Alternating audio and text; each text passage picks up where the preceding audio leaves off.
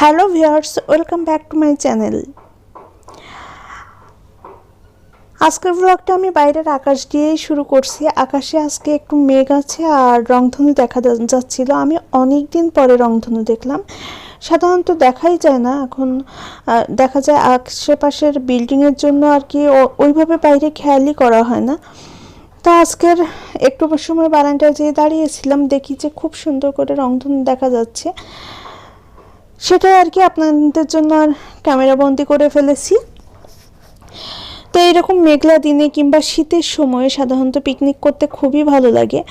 আজকে হাজব্যান্ডের অফিসে পিকনিক আছে, ওরা দূরে এক জায়গায় পিকনিক করছে, শহরের ভিতরেই আর কি, অফিস থেকে একটু দূরে। তো ওরা বাবুর্চি দিয়েই রান্না করিয়েছে, আর আমি ওদের জন্য একটু সবার জন্য বাসা থেকে বেগুন ভাজা করে আর পিঠা তৈরি করে পাঠাচ্ছি। তো ভাবলাম আপনাদের সাথেও শেয়ার করি। একেবারেই সিম্পল কিছু, আপনারা তো জানেনই এই রান্নাগুলোর রেসিপি আসলে শেয়ার করার মতো কিছুই না। তো এই রান্না করতে করতেই আর কি আপনাদের সাথে কথা বলছি। এরকম পিকনিক দেখলে কিংবা শীতকাল আসলে কিন্তু আমাদের যে গ্রামে যে আমরা পিকনিক করতাম সেগুলোর কথা খুব বেশি মনে পড়ে। যে ফাঁকা বিলে দেখা যায় যে খুবই মজা করতাম আমরা, চড়ুই ভাতি বলে যেটা, শীতের সময় বিশেষ করে রাতে আমরা বাচ্চারা মিলে মজা করতাম। আর এইসব পিকনিকে সাধারণত আমরা বাচ্চারাই থাকতাম, বড়দের কোনো জায়গা ছিল না। আর এখন আমরা বড় হয়ে গেছি। তো যাই হোক, আপনারা তো দেখতেই পাচ্ছেন অনেক বেগুন ছিল, আর আমি দুইটা পাত্রে আর কি বেগুন ভাগ করে নিয়েছি, কারণ একটা পাত্রে অতটা বেগুন নিয়ে মাখানোটা সম্ভব না। তো আমি বেগুন ভাগ করে নিয়েছি, আর বেগুন ভাজার জন্য আমি একটু লবণ, হলুদ আর মরিচের গুঁড়া দিচ্ছি, আর হালকা একটু চিনি দিব। চিনি দিলে হয় কি, বেগুনটা একটু সময় আর কি শক্ত থাকে আর কালারটা অনেক সুন্দর আসে। তো যাই হোক, এইভাবেই আর কি বেগুনটা সুন্দর করে মাখিয়ে নিয়ে আমি বেগুনটা ভেজে ফেলবো। তো যেটা বলছিলাম পিকনিকের কথা, এখন তো ওভাবে গ্রামে যে আসলে চড়ুই ভাতি আর করা হয় না, পিকনিক করা হয় না। এখন পিকনিক হয় সাধারণত শহরে, দূরে কোথাও ট্যুরে যাওয়া, এই সাধারণত অফিস স্টাফ একসাথে যাওয়া, এরকম। সেই ছোটোবেলার পিকনিকের মজা পাই না সত্যি বলতে।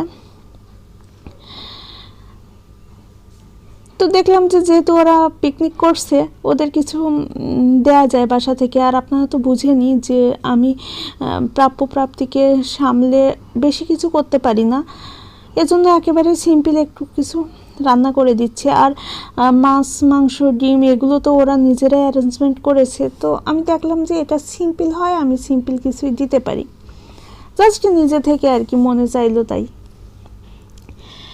তো এই যে আমি বেগুনগুলো টস করে একটু সুন্দর করে মিশিয়ে নিয়েছি, কারণ এতটা বেগুনে যদি হাত দিয়ে, ওতে যেহেতু মরিচের গুঁড়া দেওয়া আছে, হাতটা একটু জ্বালা করবে, এই জন্য আমি একটু টস করে মিশিয়ে নিয়েছি। আর উপর দিয়ে হালকা যেটুকু দেখছিলাম সাদা সাদা, সেটুকুও ভালোভাবে আর কি মিশিয়ে নিয়েছি।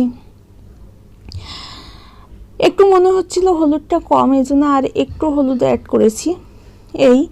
আর এখানে প্রায় 110-20 পিসের মতো বেগুন হয়েছে আজকে।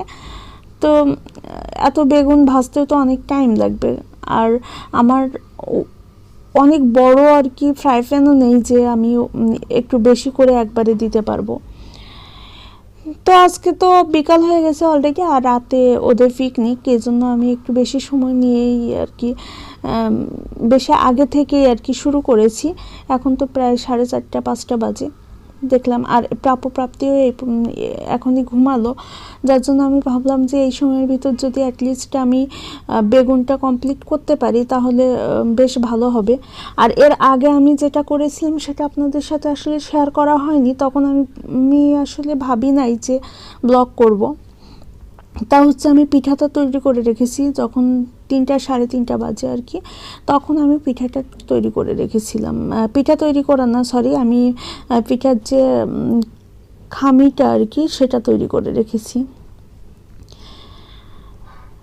তো এই যে এরকম একটা ছড়ানো প্যান আমি 2 চুলাতেই দিয়েছি, বেগুন ভাজতে দিয়েছি 2 চুলাতে, 2টা প্যান দিয়ে দিয়েছি, ফ্রাই প্যান দিয়ে আর কি এভাবে বেগুনগুলো দিয়ে দিচ্ছি। দিয়ে খুব সুন্দরভাবে এক পিঠ হয়ে গেলে আরেক পিঠ দিয়ে দিব, উল্টে দিব। দিয়ে বেগুন ভেজে ফেলবো, যেহেতু 2 চুলায়। তো 2 চুলায় ভাজতে তো আমার 7-8 বার লেগেই যাবে, 7-8 বার দেখা যাচ্ছে চেঞ্জ করতে হবে, তা না হলে হবে না। একটু সময় ধরে আর কি করতে হবে।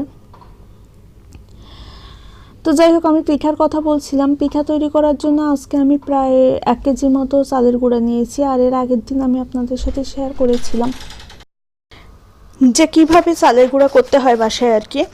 তো আমি বাসাতে প্রায় 1 কেজির মতো চালের গুঁড়া করে নিয়েছিলাম, আর ওর সাথে আমি 1/3 পরিমাণ ময়দা দিয়েছি, দিয়ে আর কি তৈরি করেছি। আর গুড়টা আমি একটু গরম পানিতে, গুড় না, এটা হচ্ছে কি বলবো, খেজুরের পাটালি বলে আর কি, আবার অনেকে গুড়ও বলে, শক্ত যেটা, ওটা একটু ভেঙে নিয়ে পানিতে দিয়ে জাল দিয়ে নিয়েছি, পুরো লিকুইড বানিয়ে ফেলেছি।